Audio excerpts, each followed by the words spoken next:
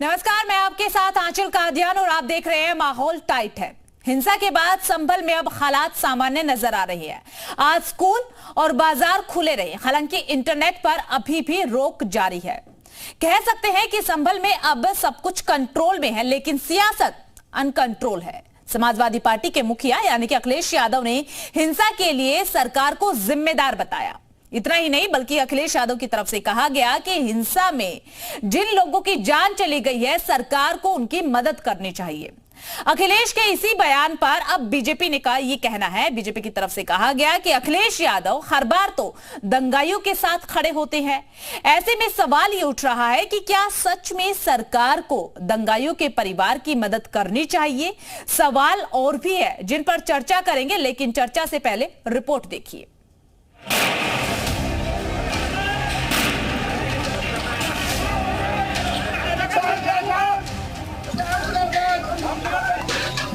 हमारा डेलीगेशन है और लोगों से मिलने के लिए, वहाँ के लोगों के सामने जो तकलीफ परेशानी है उनसे मिलने हमारा डेलीगेशन जाएगा।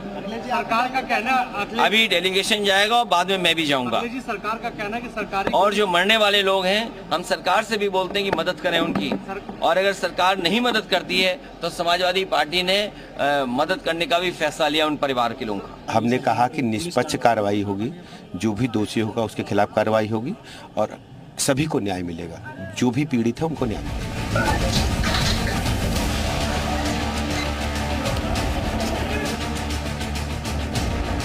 एक्शन मोड में है, लेकिन पुलिस जो सही में जिम्मेदार है, क्योंकि प्रशासन खुद ही जिम्मेदार है इस पूरी घटना का।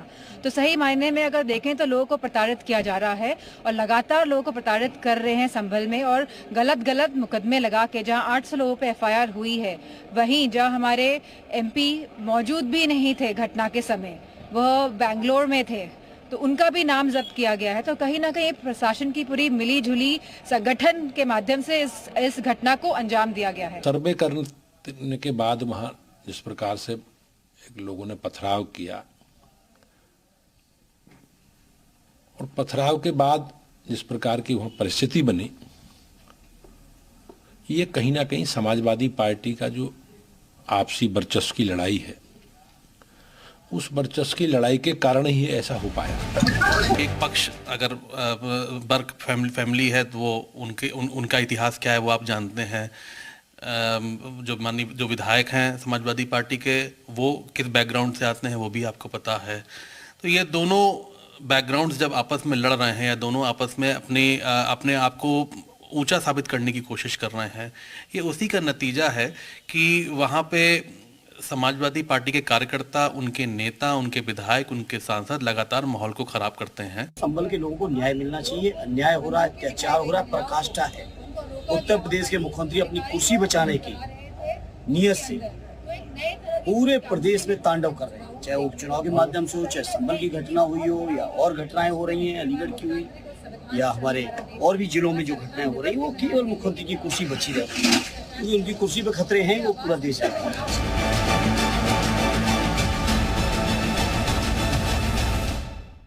तो वहीं इस बीच संभल हिंसा से जुड़ा हुआ नया वीडियो भी सामने आया है। सीसीटीवी तोड़ते नजर आए हैं दंगाई।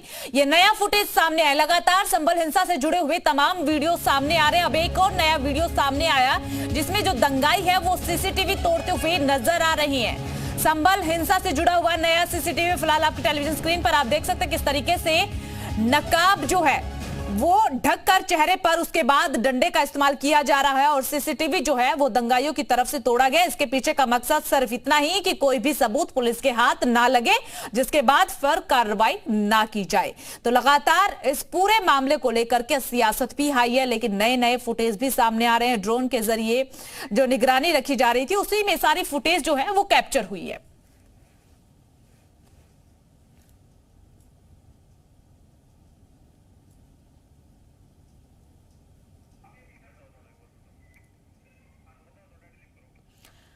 तो देखिए तस्वीरें आप देखिए किस तरीके से सीसीटीवी तोड़ते हुए दंगाई नजर आ रही हैं। संभल हिंसा का एक नया वीडियो सामने आया जिसमें पुलिस की तरफ से पहले ही दावा किया जा रहा था कि दंगाइयों ने तमाम सीसीटीवी जो लगे हुए थे रास्ते में तमाम सीसीटीवी को तोड़ दिया है ताकि सबूत हाथ ना लगे। लेकिन अब सीसीटीवी तोड़ते हुए एक वीडियो भी सामने आया जिसमें साफ तौर पर नजर आ रहा है कि चेहरा ढककर दंगाइयों की तरफ से सबूतों को मिटाने की कोशिश की जा रही है।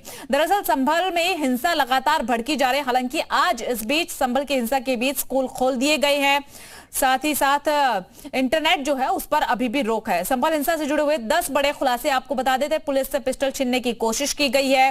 भीड़ की तरफ से कहा गया है कि पुलिस से हथियार छीनो, पुलिस के सारे हथियार उनसे छीन लिए जाए। पुलिस की 9mm की मैगजीन जो है वो भी लूटी गई है। इतना ही नहीं बल्कि नमाज के बाद भड़काऊ नारे भी लगे हैं ताकि माहौल को खराब किया जा सके। इसके अलावा सीओ पर हत्या की नीयत से हमला किया गया, ये बात पुलिस की तरफ से लगातार कही गई है। माहौल बिगाड़ने के लिए भीड़ को उकसाया गया है। उसी के बाद ये भीड़ इतनी ज्यादा आक्रोशित नजर आई और फिर सीसीटीवी के जरिए सबूत मिटाने की कोशिश की। वो वीडियो भी हमने आपको दिखाया किस तरीके से सीसीटीवी को तोड़ा जा रहा है। हॉकी डंडों और पत्थर का इस्तेमाल किया गया है पुलिस वालों पर हमले करने के लिए। सर्वे टीम को 800-900 लोगों की भीड़ ने खदेड़ा है। तो इसी पर चर्चा करने के लिए ग्राउंड जीरो से हमारे सहयोगी हमारे साथ जुड़े हुए हैं। लखनऊ से तुषार श्रीवास्तव जुड़े हुए हैं, सुनील सिंह संभल से हमारे साथ जुड़े हुए हैं, मनीष गुप्ता आगरा से, मनोज चतुर्वेदी बलिया से, अमित त्रिपाठी महाराजगंज से। लेकिन जो शुरुआत है वो संभल से ही करना चाहेंगे, जानना चाहेंगे कि संभल के हालात फिलहाल कैसे बने हुए हैं। सुनील, आपका रुख करते हुए फिलहाल संभल में किस तरीके की तस्वीरें देखने को मिल रही है? देखिए, मैं आपको बता दूं, संभल में इस समय हालात तो नियंत्रण में हैं, जो पुलिस दावा कर रही है, लेकिन अभी भी हालात को लेकर तनाव बना हुआ है। क्योंकि यहाँ पर जो दंगाई थे वो 4 दंगाई मारे गए थे। इसके बाद यहाँ पर जो हिंदू बाहुल्य इलाका है वहाँ तो स्थिति सामान्य नजर आ रही है, लेकिन जो मुस्लिम बाहुल्य इलाके हैं वहाँ पूरी तरीके से वहाँ पे तनाव नजर आ रहा है। इसी बीच में जिला प्रशासन ने आज जो 3-4 नए वीडियो जारी किए हैं, इससे ये साफ जाहिर हो गया है कि दंगा पुलिस फोर्स नियोजित था। इन वीडियो में दंगाई जो है पुलिस वालों की बाइक को, कार को आग लगाते दिखाई दे रहे हैं और चेहरे पे नकाब लगाई पत्थरबाजी करते नजर आ रहे हैं। यही नहीं, पूरी तरीके से जो इलाके में सीसीटीवी कैमरे लगे हुए थे वो तोड़फोड़ करके नजर आ रहे हैं। लेकिन फिलहाल जो है पुलिस प्रशासन पूरी तरह मुस्तैद नजर आ रहा है। चप्पे चप्पे पर नजर रखी जा रही है और जो भड़काऊबाजी करने वाले हैं उन पर भी नजर रखी जा रही है, सोशल मीडिया पर नजर रखी जा रही है। मतलब पूरी तरीके से शहर पर एक निगरानी कर रही है पुलिस। चलिए ठीक है सुनील, आपका रुख करेंगे। आगरा का रुख करते हुए मनीष गुप्ता हमारे साथ जुड़े हुए हैं। मनीष, आगरा में किस तरीके की स्थिति देखने को मिल रही है आपके आसपास? ठीक है, मनीष का रुख करेंगे, लेकिन उससे पहले मनोज का रुख करते हुए, मनोज भी बलिया से हमारे साथ जुड़े हुए हैं। मनोज, बलिया की स्थिति कैसी नजर आ रही है? संभल का क्या थोड़ा बहुत असर बलिया में भी देखने को मिल रहा है? आपके अगर आसपास लोग हैं तो उनसे बातचीत कीजिए कि उनका क्या कुछ कहना है, क्या मानना है जिस तरीके से संभल में बीते 2-3 दिन से हिंसा भड़की हुई है।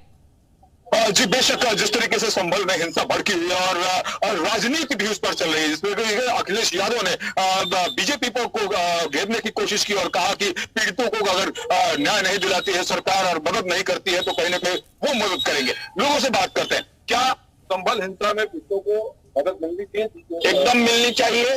जब जांच का विषय एक बार पूरा हो गया था तो दोबारा जांच वहां क्यों हुआ? अब दोबारा करना भी था तो आप बैठ करके कोई रास्ता निकाल करके सुनिश्चित तरीके से काम किया गया होता। जब जांच करने लोग गए हैं और पीछे से नारा लगाया जा रहा है तो वहां विवाद हुआ है, तो पीड़ितों को वहां न्याय मिलनी चाहिए। न्याय मिलना चाहिए। क्या हिंसा करना भी कोई सही विकल्प आप मानते हैं? देखिए, हिंसा कोई नहीं करता है, यह भारतीय जनता पार्टी स्वयं कराती है। अभी बहराइच की घटना आप देखें कि वहां किसी के घर पर या मंदिर पर या मस्जिद पर खड़ा होकर के जबरदस्ती झंडा फहराया जाए और उस दीवार को तोड़ दिया जाए, रेलिंग को, फिर नीचे से उतरा जाए, तो ये हिंसा तो स्वयं बीजेपी फैला रही, दूसरा कोई नहीं फैला रहा। कोई नहीं फैला रहा। और बात करते हैं, क्या आपको लगता है कि जिस तरीके से जो है अखिलेश यादव का बयान आया है, क्या आपको लगता है कि पीड़ितों को मदद मिलनी चाहिए? देखिए, ये शुरू से ही सर्वज्ञापित है कि समाजवादी पार्टी गुंडों को और माफियाओं को संरक्षण देने वाली पार्टी है और शुरू से ही पत्थरबाजी करने वाले, हिंसा करने वालों को संरक्षण देते आई है।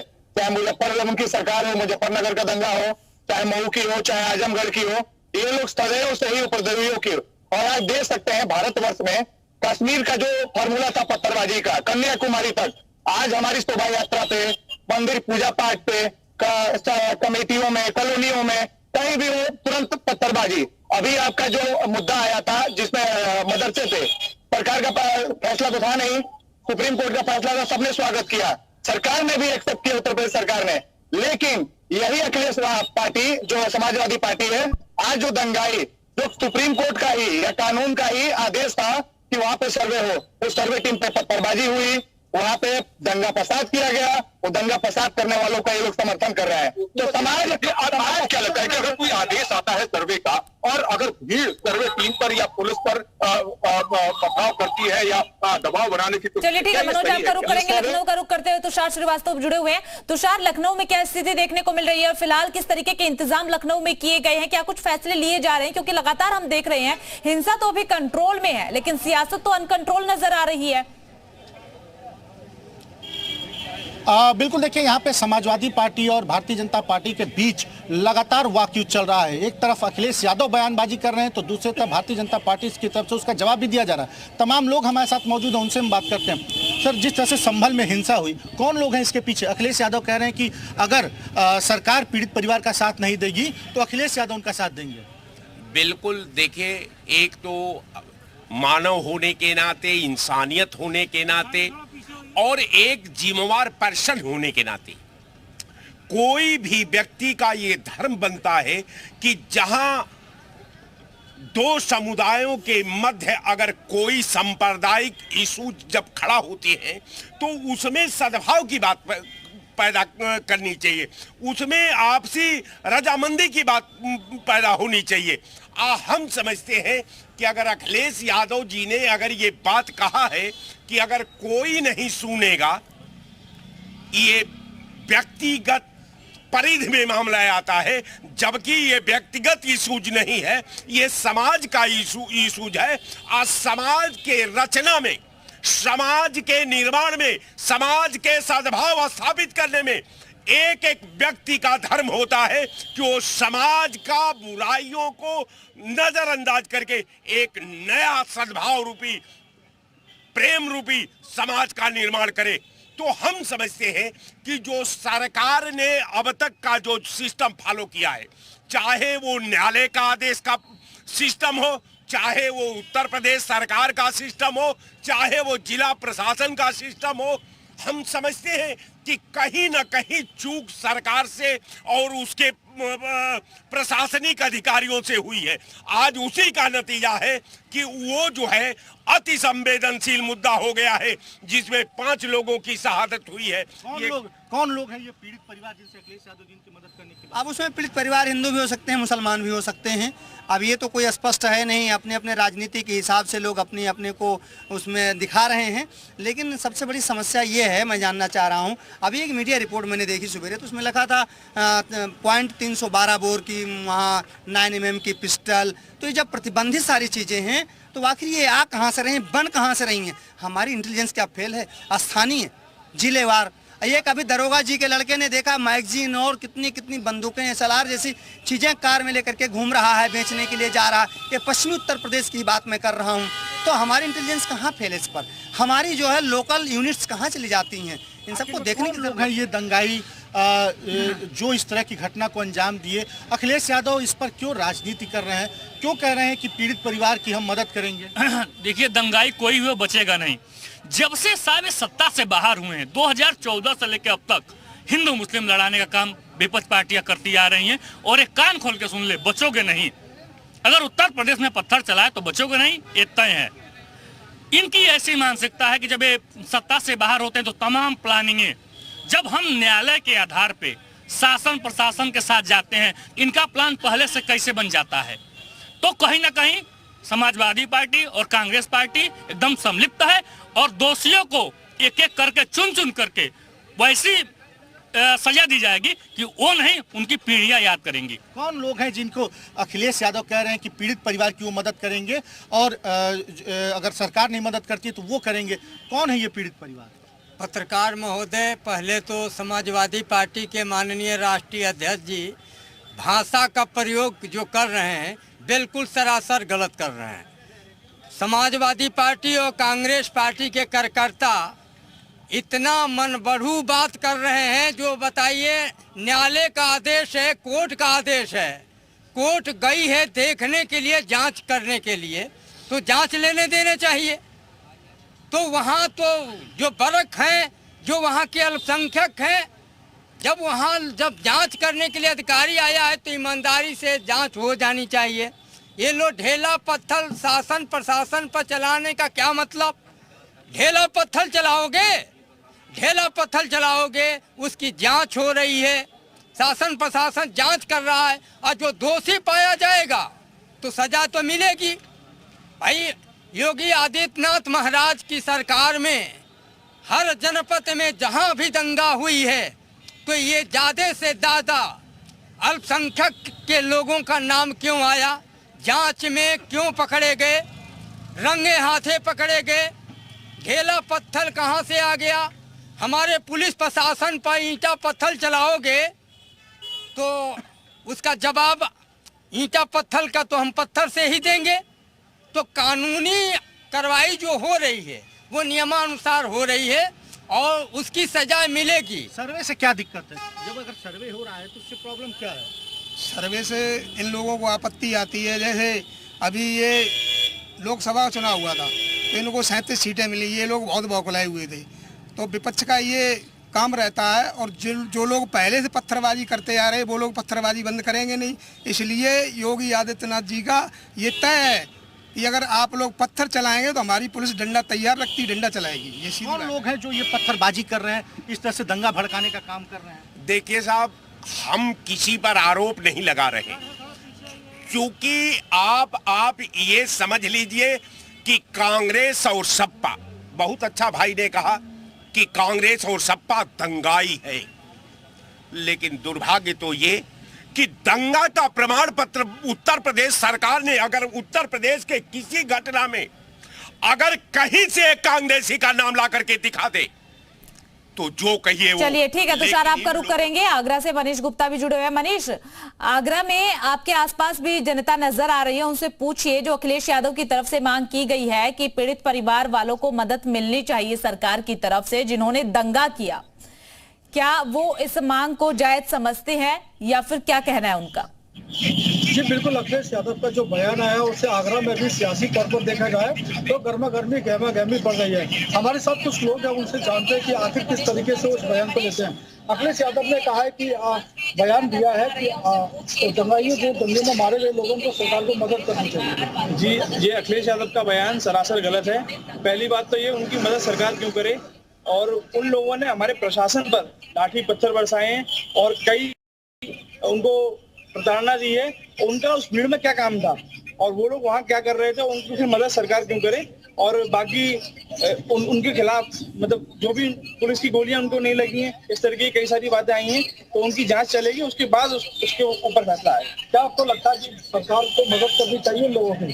देखिए, सरकार के द्वारा वहाँ न्यायालय के द्वारा वहाँ जांच की जा रही थी और वहाँ जन समुदाय इकट्ठा हुआ। पहले तो वो इकट्ठा क्यों हुआ?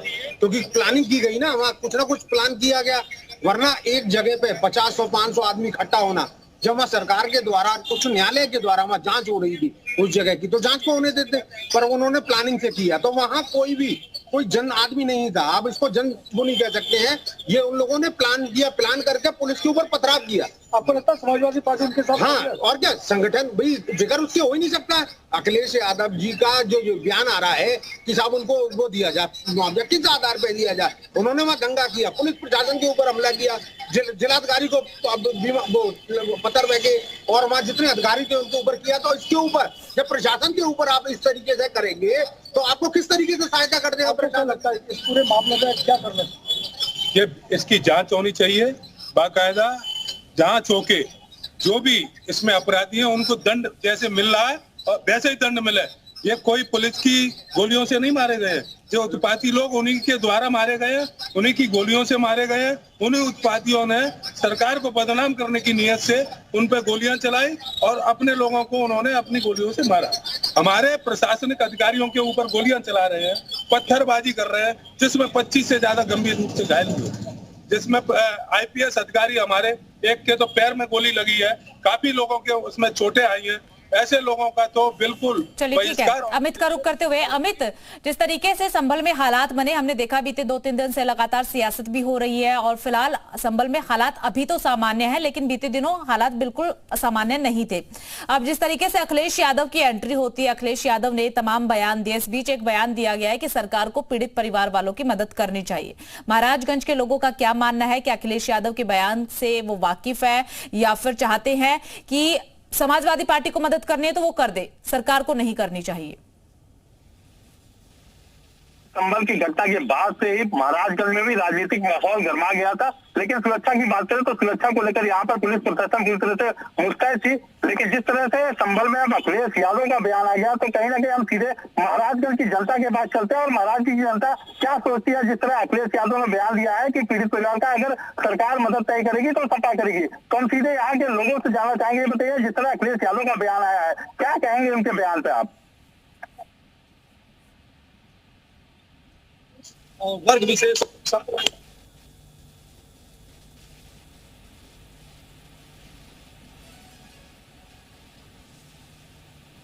ठीक है, अमित आवाज नहीं आ पा रही है। तुषार का रुख करते हुए, तुषार आप बातचीत कीजिए, जानिए, उनसे पूछिए कि ठीक है सर्वे हुआ, दंगा हुआ, उस पर तमाम तरह की प्रतिक्रियाएं मिल रही है, लेकिन अखिलेश यादव के बयान को लेकर क्या मानना है जनता का? क्या सरकार को मदद करनी चाहिए उन लोगों की जो हिंसा के दौरान 4 लोगों की जान चली गई?